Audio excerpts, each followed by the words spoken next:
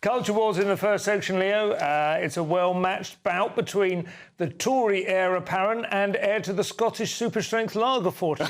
Yeah, so this is Kemi Badenoch, who's hit back after the rich lefty David Tennant, that's her words, by the way, although I agree with her, calls for her existence to end. So in case you're wondering if David Tennant has become a white supremacist suddenly, he possibly has. But he's won the Celebrity Ally Award at an LGBT award ceremony on Friday. Oh, I love how we're living under austerity, but the government's still got money to spend on LGBT awards for people. They should give an award to whoever manages to get a government crossing every 20 yards. Is it a government thing? I bet they get money. Everybody gets money. Arts Council money. There's going to be money going. I guarantee, 100%. I bet. I went to when I worked in the public sector, I went to so many of these ritzy award ceremonies and stuff, and I couldn't believe it. But anyway, so he said he wished she didn't exist, and he said, I don't wish ill of her. I just wish her to shut up. Talking about Kemi Badenoch there. So she hit back on Twitter, saying, I will not shut up. I will not be silenced by men who prioritise applause from Stonewall, which is the controversial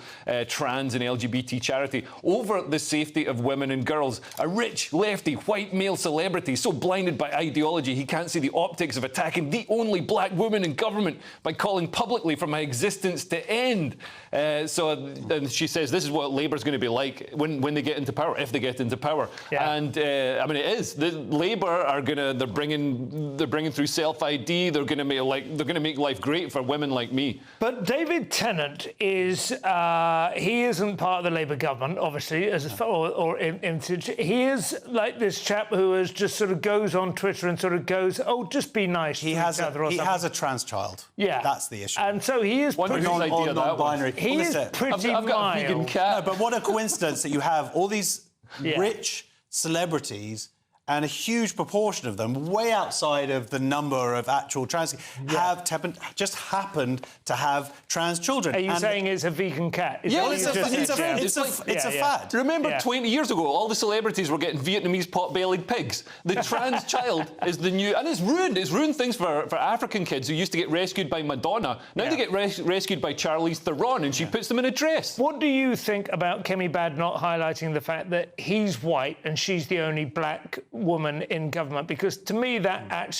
sets my teeth on edge slightly. She doesn't need to resort to that. I totally agree with you. I think that's the one part of the statement that I think, if anything, though, it does point out the hypocrisy of him seemingly calling out for this woman, like, from a very far left position, but arguably, like, who are you to do so? And the idea that, and there's someone commented online, like, that he sort of said, oh, I wish that she'd end, and then realised how terrible that sounded, and then was like, oh no, what I mean is I don't mean ill of her. No, you just said that she shouldn't exist. Like, it doesn't get worse than that. And then I just want her to shut up. Oh, you want this black woman to shut up? Like, that's not good optics.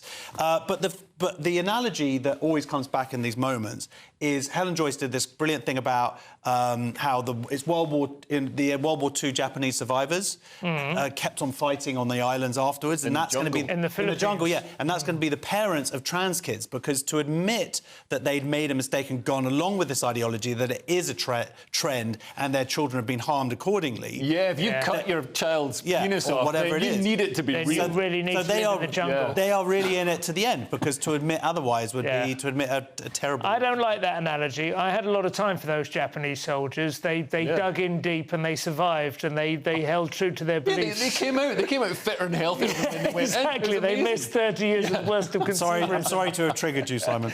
No, I'm not having that. Anyway, a glimmer...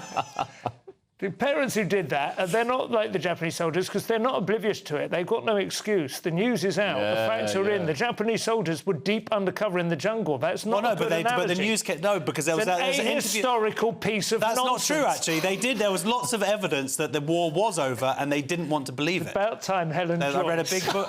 I read another big interview about that. Wound her neck in.